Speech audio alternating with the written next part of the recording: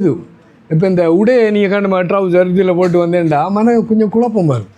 அதே உடையன்ட்டு நான் சொல்லலை, இல்லை கிட்டத்தட்ட ஒரு 2-3 செட்டை வச்சுக்கொள்ளுங்க வேட்டி, அது அப்படி இருந்தது. இப்போ அடுத்த பாயிண்ட் என்னென்னா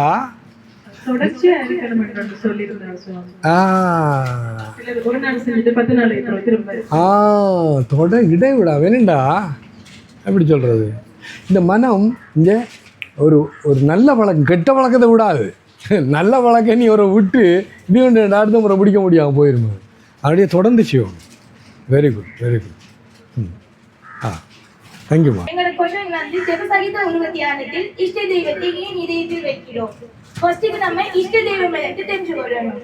அதுக்கு பிறகு வந்து என்ன சொன்னா, நம்மளோட மனிதனோட மூளை வந்து உணர்வுபூர்வமற்றது. நம்ம அதுல ஒன்று நினைச்சோம்னு சொன்னா அது நம்மளோட உணர்வுல நிறைய நாள் இருக்காது.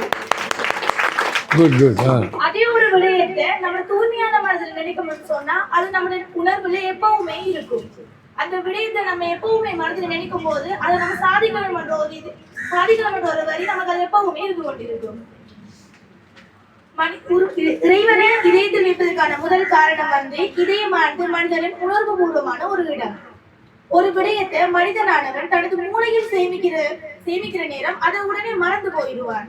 அதே ஒரு விடயத்தை தனது மனதில் சேமிக்கும் போது அதையும் நிறைய நாள் மறந்து விடாமல் இருக்கும். இதனாலதான் வள்ளுவர் சொல்றாரு, உள்ள கமல நடி உத்தமனார் வேண்டுவது. இல்ல வள்ளுவர் அது விபுலானந்த சுவாமி. பரவாயில்ல சொல்லுங்க, பரவாயில்ல, ஓகே ஓகே திருத்தி கொள்ள அது ஓகே. அது ஓகேடா. ஐயோ சொல்லுங்க, அது ஓகே. நீங்கள்லாம் ட்ரைனிங் நடக்குது. அதாவது உள்ளத்தை தாமரமுகா கொண்டு இறைவனை நம்ம நினைச்சு வழிபடணும் சொல்றாங்க. அடுத்தது மூளையான ஒரு விடயத்தை நினைக்கும் போது ஆனா உணர்வு பூர்வமா இருக்காது. அதே வேளை மனதால ஒரு நல்லதையோ தீயதையோ நினைக்கும் போது அது நல்லதா இருந்தாலும் நம்மள அறியாமலே நமக்கு கண்ணீர் வரும். இதயத்துல எந்த ஒரு விடயம் நினைத்தாலும் கண்டிப்பாக அது நடக்கும். இதனாலதான் ஜெபசகித உணவு தியானத்தில் இஷ்ட தெய்வத்தை இதயத்தில் வைத்து வழிபடுறோம். Very good. சாமியார் சொல்ல போறேன். அதெல்லாம் அது பழைய விஷயங்கள் இருக்குது. ஏன் அந்த இதயத்தில் முதலாவது உணர்ச்சி. நான் இந்த எங்களோட அம்மா உடம்பு விட்டுட்டா அவள் பார்க்குறதுக்கு நான் கொழும்புல இறங்கினோடனே ரத்னபால சாமி வந்து அழக்கூடாதான், யூ ஷுட் நாட் க்ரை ரெண்டு சொன்னேன். நான் சொன்ன 3 மணி தியானம் பிள்ளைங்களுக்கு அழுதுட்டேன்னு இப்போ கலந்து என்ன அர்த்தம்ண்டா பாருங்க, நெஞ்சு பொறுக்குது இல்லைன்னு தான் பாட்டு இருக்குது, தலை பொறுக்குது இல்லைன்னு சொல்லலையே.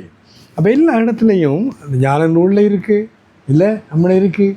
அப்போ ஏன் இதயத்தில் வைக்கிறேன்டா, நீ விரும்பினாலும் விரும்பாட்டியும் அந்த இடத்துல நீயும் இருக்கிறாய், உன்னை இஷ்ட தெய்வம் இருக்கிறது. இயற்கையாகவே அங்கே ஒரு குகை, என்ன ஞான குகை, இருதய குகைன்னு இருக்குது.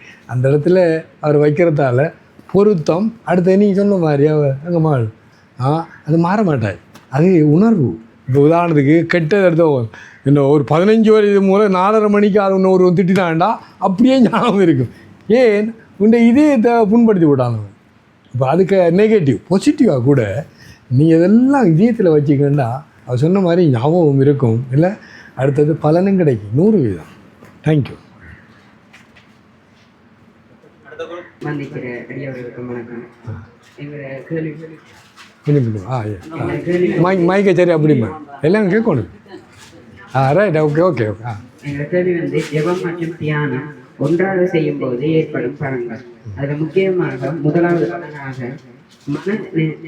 மனம் ஒருநிலைப்படும். அதாவது ஒரு தியானம் செய்கிற சூழல் அமைதியாகவும் மற்றும் ஜெபம் செய்யக்கூடிய நம்மளோட மனம் வேறு சிந்தனைகளில் ஈடுபடாமல் ஒரு மனசுல ஒருநிலைப்படுத்தி நம்மளால ஒரு தியானத்தை மேற்கொள்ள முடியும். அடுத்ததாக சிந்தனைகள் புத்துயிர் பெறும். ஏற்கனவே சொன்னது போல மனம் ஒருநிலைப்படப்பட சிந்தனைகள் புது புதிய சிந்தனைகள் ஏற்படும். அதாவது அந்த நேரம், அந்த சூழல், அதன் மூலமா நிறைய புது புது புது சிந்தனைகள் நம்ம மனதில் தோன்றும். அடுத்ததாக இறைபக்தி ஏற்படும். ஒரு ஜெபம் பண்ணக்கூட, அதுவும் அந்த தியானத்தோட சேர்த்து செய்யக்கூட நம்மளோட கடவுள்கள் அருள், அந்த இதை பற்றிய நம்மளோட இஷ்ட தெய்வங்கள் நினைப்பு நம்மளோட மனதில் ரொம்ப ஆழமா பதிகிறது. அடுத்த சுவாமிஜி ஏற்கனவே சொன்ன போல நேர முகாமைத்துவம்.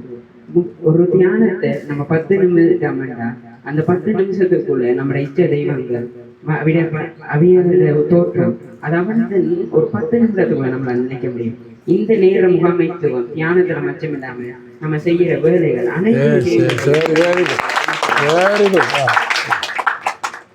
சுறுசுறுப்பும் ஒரு பொருட்படுத்தி இதை நீங்க அனுபவ ரீதியாக உணர்ந்து கொள்ள முடியும். நம்ம தியானங்கள் செய்யக்கூட நம்மளோட உடம்புக்குள்ள இருக்கிற அந்த ஒவ்வொரு அங்கங்களும் ஒரு புத்துணர்ச்சி சுறுசுறுப்பு பல விடங்களே நம்மளோட உடம்பு அன்றைக்கு புதுதாக செய்யற மாதிரி அடுத்தது மிக முக்கியமா தியானம் ஜெபம். இதுல ரெண்டுல ஏதாவது ஒன்று நம்ம ஒழுங்கா செய்யலாடி. அதாவது இப்ப ஒரு தியானம் செய்யக்கூடிய ஒரு சூழல் ஒரு சத்தம் எழுதாலும் நம்மளோட மனதை ஒருநிலைப்படுத்தி அந்த ஜெபத்தை மேற்கொள்ளக்கூட ரெண்டுல ஏதாவது ஒன்று. Very good very good very good. கடைசியா தியானத்தின் மூலம் நம்ம நினைச்ச காரியத்தை மேற்கொள்ளலாம். முக்கியமா நம்ம தியானம் செய்யணும் நம்ம மனம் ஒருநிலை அடையும். அதான் முதல் விஷயம். அந்த ஒருநிலைப்படுறதால நம்ம ஆழமா ஒரு விஷயத்தை நினைப்போம். அந்த விஷயத்தை கட்டாயம் நம்ம செஞ்சு முடிக்கணும் என்ற ஒரு மன உறுதியும் அது நம்ம மனத்துல படுறதால இறையவர்களாடி நம்ம கட்டாயமா செய்யணும். கங்க்ராச்சுலேஷன். உங்களோட குரூப்புக்கு எல்லாருக்கும் அதில் எனக்கு பிடிச்ச இறை பக்தி ஏற்படும் மனம் வந்து உண்மையில் நமக்கு பக்தி இல்லை. நான் கோவிலுக்கு போகிறதே எங்கள் உடைக்கலாம் இதுக்கு. ஆனால் நம்முடைய இஷ்டத்துக்கு மேலே உண்மையிலே ஆழமான பக்தி நமக்கு இல்லை. இருந்தால் சொல்ல கேளுங்க. நான் நிறைய பேர் சொல்லுவாங்க சாமிஜி கவலையாக இருக்குது டென்ஷனாக இருக்குது இல்லை ஏதாவது சொன்னா நான் சொன்னேன் நீ ஏத்திஸ்ட் தமிழ் சொல்கிறேன் ஏத்திஸ்ட் நாஸ்திகர். நீ பக்தர் இல்லை நீ நாஸ்திகர்னு சொல்லுவேன். நான் என்ன சொல்கிறது நீ பக்தர் இல்லை நாஸ்திகர்னு சொல்லுவேன். ஏன் சொல்லுமா நீ சொல்லுமா ஏன் நீ கடவுளை நம்புகிறாய் நம்புறது போல் இருக்கு இருந்தால் முதலாவது கவலை வராது. ஏன் அவன் என்று ஒரு அனுபவம் செய்யாது. பெருமாள் உண்மையிலேயே பக்தனாக இருந்தால் இங்கே ஒரு தவறு நடக்க முடியாது. நடந்தால் அவர் திருவள்ளுவரில் இருக்கு. அடுத்தது பயம். எதுக்கு பயம்? யாம் இருக்க பயம் ஏன்னு இல்லை அந்த தெய்வத்திலே என்ன அபயத்திர ஒரு முழு முழிப்பாடு என்ன வெளிப்பாடு. ஓகே அப்போ பயம் எப்படி வரும்? அப்போ நீ நாத்தியர். ஏன் கடவுள் நம்பலை. அவங்க நம்பிக்கைன்றது போய் சும்மா முழு பூஜணிக்க சோத்துல கதை வச்சுக்க நோ இல்லை அதான் நாத்தியர்னு சொல்லுவோம். அடுத்தது டென்ஷன். எதுக்கு டென்ஷன் இல்லைம்மா யோசிச்சுப்பார். டென்ஷன் எதுக்கு வருதுண்டா ஏதோ நான் செய்யணும் நடக்குமோ நடக்காதோ இல்லை இப்படி நடக்கும் அப்படி இல்லை எனக்கும் ஆனால் எங்களுக்கு அப்படி வராது. உண்மையில பக்தர்களுக்கு வராது. யாமார்க்கும் குடியல்லோம் நமனை அஞ்சோம் நரகத்தில் இடர்படுவோம் நடலில் ஏமாப்போம் பிணியறியோம் பணிவோம் இன்பமே என்னாலும் துன்பம் இல்லை. ஒரு பக்தனுக்கு ஒரு கவலையும் வராது. ஏன் அவர் உண்மையான பக்தனாக இருந்தால் எந்த இஷ்ட தெய்வம் தெரியும் எனக்கு என்ன வேணுமென்று அவர் நடக்கிறது எனக்கு நன்மையாக தான் இருக்குது தெரியுமா. அது வெரி வெரி வெரி வைட்டல். இறை பக்தின்னு சொன்னீங்கோ அதை நீங்கள் ஒரு டெஸ்ட் பண்ணி பார்க்கணும். பயம் வருது கவலை வருது ஒரு டென்ஷன் வருது அப்படி வந்தால் தோப்பிக்கணும் போடுவோம். எத்தனை நேரம் 9 நேரம். ஏன் இறைவா நான் பக்தன் இல்லை இல்லை நான் உன்னை நம்பியிருந்தால் எனக்கு வருது தோப்பிக்கணும் போடும் மன்னிப்பு கேளுங்க. அதான் ரைட்டு என்னம்மா இப்படியானவருக்கு இறைவனுக்கு ஆசீர்வாதம் கிடைக்காது. ஏன் நம்பலையே. அந்த நண்பர்களுக்கு சொல்கிறேன். நான் சொன்னேன் தயவு செய்து நீ பக்தன் சொல்ல நாத்திகன் சொல்ல ஆனால் ஒத்துக்கொள்வேன். ஏன் அதுதான் உண்மை இந்த பக்தன். ஓகேயா வெரி குட் பாயிண்ட் தேங்க்யூ. அனைவருக்கும் நெருங்கிய காலை வணக்கம். நாங்கள் குருப்பன் எங்களோட கேள்வி தினசரி வாழ்க்கையில் ஜபசக குருவதியான உடன்பட்டு மாண்மையாக பயனளிக்கிறார். உங்களை கூப்பிட்டு அதில் வந்து முதலாவது உடலை பற்றி பார்ப்போம். நம்ம தினமும் ஜபசக உருவதியான சேர்த்தாலே நமக்கு உடல்ல வந்து ஆரோக்கியம் ஏற்படும் மற்றும் நம்மளோட உடல் வந்து இளமையாக நமக்கு அந்த வயது தோற்றம் அதை காட்டாம நமக்கு நம்மளோட வயது வந்து இளமையாக காணப்படும். உடல்ல சமநிலையை நம்ம அழக வேண்டலாம். நோயற்ற வாழ்வு நமக்கு அமைப்பாராவது நம்ம தியாவது நமக்கு நோய் எதுவும் வராம நம்ம உடலை நம்ம பாதுகாக்கலாம். அதுக்கு அடுத்தது மனதில் ஏற்படும் மாற்றம். மனம் நமக்கு ஒரு நிலைப்படும். நம்ம நம்ம இஷ்ட தெய்வத்தை நினைச்சதால நம்மளோட மனம் வந்து நமக்கு ஒரு நிலைப்படும். அதுக்கடுத்து மனதில் தூய நல்ல எண்ணங்கள் கெட்ட எண்ணங்கள் எதுவும் வராமல் நல்ல எண்ணங்கள் நம்ம மனதில் ஏற்படும். அதை கொஞ்சம் நில்லுங்கம்மா. அவர் என்ன இந்த இஷ்ட தெய்வத்தை பார்க்குற இல்லை அவர் நீங்கள் அதை பார்த்து கொண்டிருக்குள்ளே அவர் செய்த திருவிளையாடல்கள் அவரோட பக்தர்களுக்கு அவர் கொடுத்த ஆசீர்வாதம் எல்லாம் பின்னணியில் வந்து கொண்டும் இருக்கும். இப்போ ஆனவடியாக கட்டணம் மாறதுக்கு சான்ஸே இல்லை. என்னம்மா வெரி குட் கையெடு. கொஞ்சம் அதான் சொன்னார். அதாவது உண்மை முடியும். சொல்லுங்கள், என்னால் முடியும், செய்து காட்டுகிறேன், வெற்றி எனது. எல்லாம் வரும். ஓகே. அதற்கு ஆன்மாவில் ஏற்படும் மாற்றம் மனம் மற்றும் இருப்பதால் ஆன்மா உயர்நிலையை ஏ கொஞ்சம் நில்லுமா. இப்போ ஆன்மானக்குள்ள நமக்கு என்னென்றே தெரியாது. நான் அவர் சொல்கிறத கேளு பாருங்க.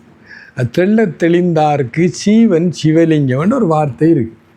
அப்போ என்ன, நகத்தை கடிக்காதே. ஓகே. அப்போ நம்மட உயிர் நான் இருக்கேன், எனக்கு பின்னாலோ முன்னாலோ இல்லாமல் நம்முடைய இஷ்ட தெய்வமாகிய ஆத்மன் இல்லை, அது பேர். அது நம்ம விளையம் கொள்ளணும் இல்லையா? ஏன்னா இப்போ கடவுள் தான் ஆத்மன். அந்த அப்படி பார்த்தேங்க, நம்ம கும்பிட்ற இஷ்ட தெய்வம் தான் ஆத்மன். அவர் அது ஆத்மனுக்குள்ளே பல வரைவிலக்கு அதில் உண்டு. அது முக்காலம் வரை இருப்பார். சொல்லுங்க. இப்போ மகன் இருக்கார், இப்போ 50 பேருக்கு மேலே இருக்குல்ல, இன்னும் 50 பேர் அது சொல்ல முடியாது. அப்போ இல்லாமல் இருந்து வந்து இல்லாமல் போயிடும். ஆனால் இந்த ஆத்மனோ இறைவனோ இருந்தார், இருக்கிறார், இருப்பார். அவர் அடுத்தது அவருக்கு ஒரு மாற்றம் வராது. இப்போ நம்ம பிள்ளையார் கும்பிட்றோம், இன்றைக்கு இருக்க பிள்ளையார் நாளைக்கு மாற்றி போனால் இல்லை, ஒரு மாற்றமும் வராது. இதெல்லாம் இந்த ஆத்மன்ற வரைவிலக்கணம். Very good, thank you. தேங்க்யூ. அந்த மகளுக்காக நான் இப்போ வேலைக்கு என்னென்னா, இப்படியான இடங்கள்ல குளவிடுறது பெரிய விஷயம் இல்லை, சாதாரண. அது யாருமே பெருசாக எடுக்க மாட்டாங்க. அடுத்தது நீங்க விட்டதால இப்ப எல்லாருக்கும் தெரியும் அது ஆறு சொன்னது. அது மட்டும் இல்லை, சரி, கரெக்ட், தேங்க்யூ. ஆகவே இந்த இடத்துக்கு வந்து முன்னால நின்று பேசுறதுக்கு வெக்கம் கூச்சம் இவ்வளவுதான் சொல்றேன் இல்லைன்னாலும் வேல்தான். ஏண்டா இந்த சபை கூச்சம்ன்றது டாப் உலகத்திலேயே பெரிய